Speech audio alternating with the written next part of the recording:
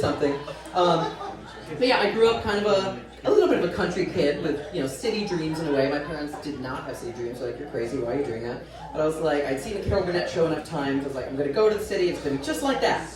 Not sure why I thought that, but not that.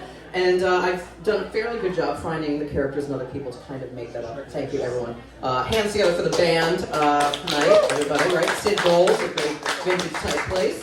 And, you know, I've had a really fun time in the city. I've been here almost like 25 years, which is terrifying. Hung in there, baby, as the cat on the branch would say. But had a heck of a lot of fun, met a lot of amazing, creative, fun people that made a lot of the stuff I grew up loving happen.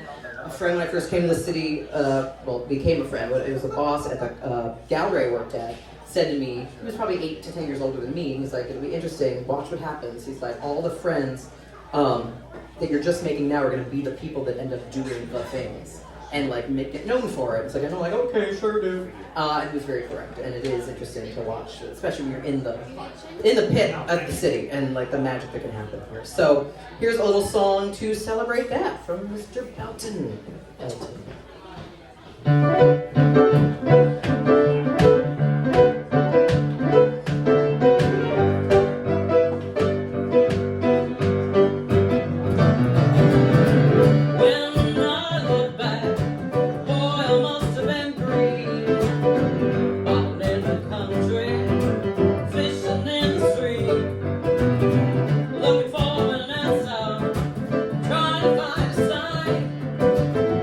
Tell us